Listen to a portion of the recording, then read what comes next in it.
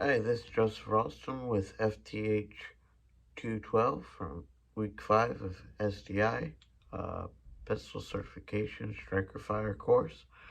Um, this week we're going to be talking about some of the inspection points to determine the health of the PSA dagger, which we were provided right here, which is free and clear of ammunition visually and physically, and only have dummy rounds in the area.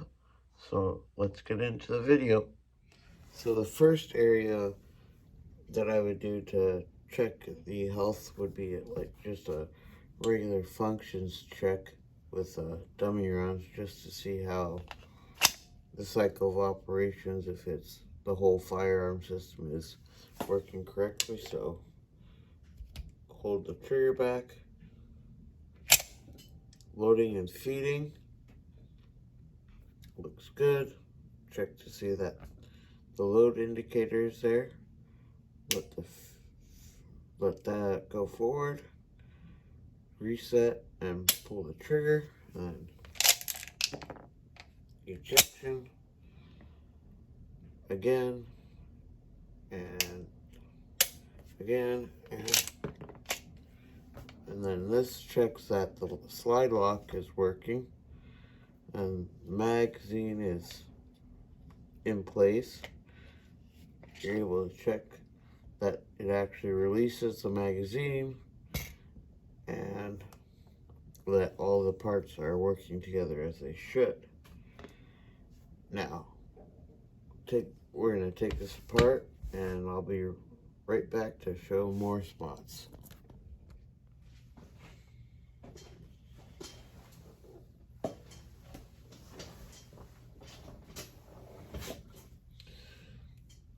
So for checking the health on this dagger, you're going to want to look at the slide, the guide rails for the rails. Right there, make sure that they're not deformed or have any burrs in them. The barrel surface, right there. Make sure that that's not deformed or has any dings or dents. The sights, the breech face, and the loading lug, the feed lug, and then you want to check the locking block for this on the slide, where the slide rides, and this locking surface right here. In the slide, you want to check these, or on the rail, or on the frame, I'm sorry. You want to check the rails right here, as well as the takedown lever. And when we were doing the cycle of operations, we were able to check the magazine release to see if it retained the magazine and released as it was. And then you want to check to make sure that those edges are nice, sharp, and crisp.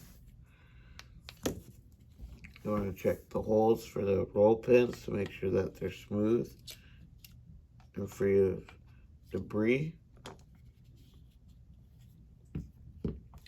On the barrel, you want to check the feed ramp to make sure that that's a really fine, smooth finish. The chamber, you want it to be a smooth finish, but not as smooth as a feed ramp. You want to check the locking surfaces, so this front one and this bottom area, as well as the crown, to make sure that there's no burrs that are going to hit the projectile on the way out. And then check the bore for smoothness. Make sure that there's no rusting or pitting in that. The firing pin, you're going to want to make sure that it's not broken or any way. The firing pin safety. Make sure that that's free and clear of any burrs or anything like that on that. And then on the extractor itself, you want to make sure that this is still a good sharp edge so that it interacts with the casing the way it should and extracts it. Make sure that the roll pins are in good shape still.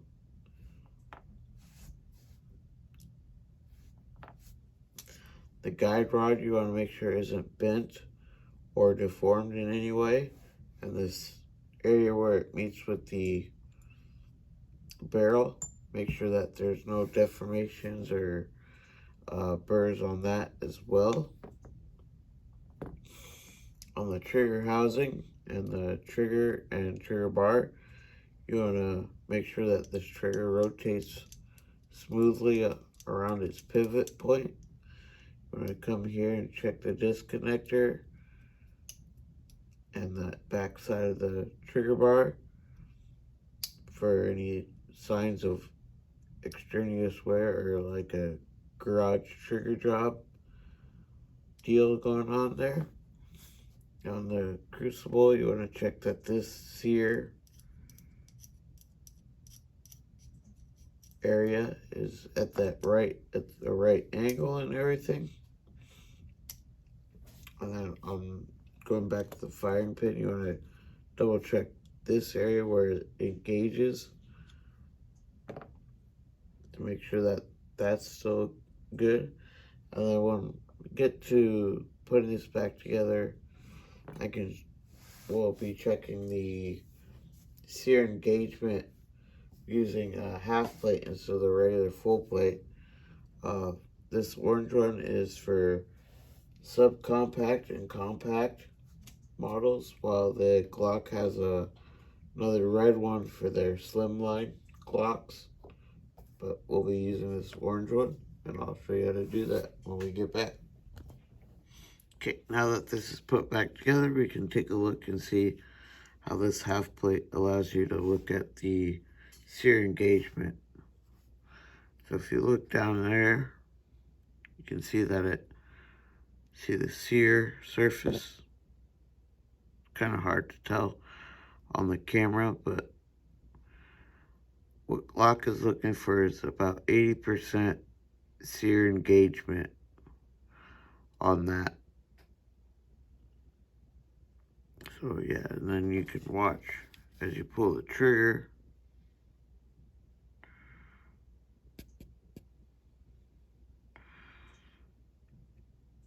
You can see the sear moving.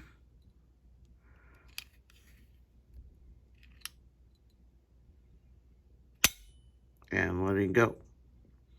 And that's how you check sear engagement. I'm gonna address now a few of the modifications that I would do to these dagger. The first one I already did was the flared magwell.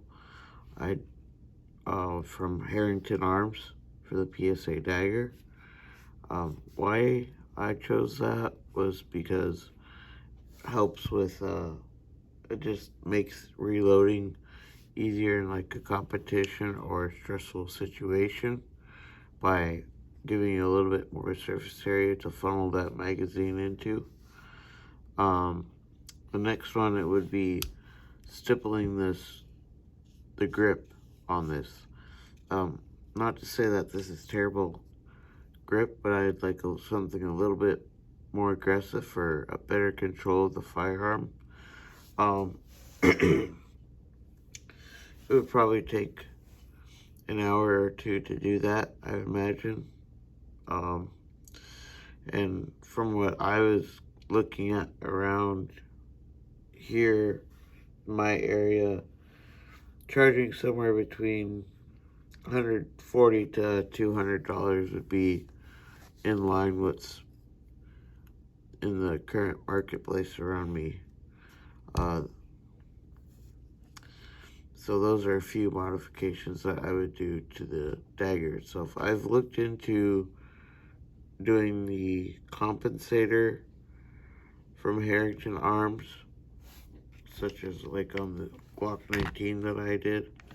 looks like that, but that requires a threaded barrel as well, so it would be a new barrel as well. That would take just a few minutes, probably half hour. I don't know what I would charge a customer for that, as I haven't been able to find any data from the local market on that, but that would cost about $200 something to do by myself and not take too long.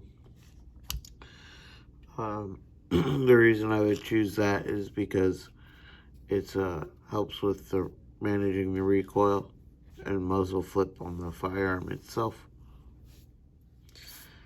I didn't really get 10 different learning experiences, but I can name off a few. The one was doing a clean work on like trigger drops and stuff like that. Usually, in my opinion, just recommending a drop-in trigger, especially for a Glock platform, is much better. And it's safer legally for you as a gunsmith. Also, polishing the feed ramp, if you find any like nicks and burrs on that, to make sure that the feeding part of the cycle of operations goes much smoother. But you would only want to do that through if you found anything wrong with that feed ramp. That's something that I like to learn about that we went over. Doing the head spacing on a striker fire pistol helped out, something that I learned about a little bit better. That was something I didn't know how to do, so I learned that. Just more practice with these things, and I think I could strengthen them a lot more. And those are my thoughts.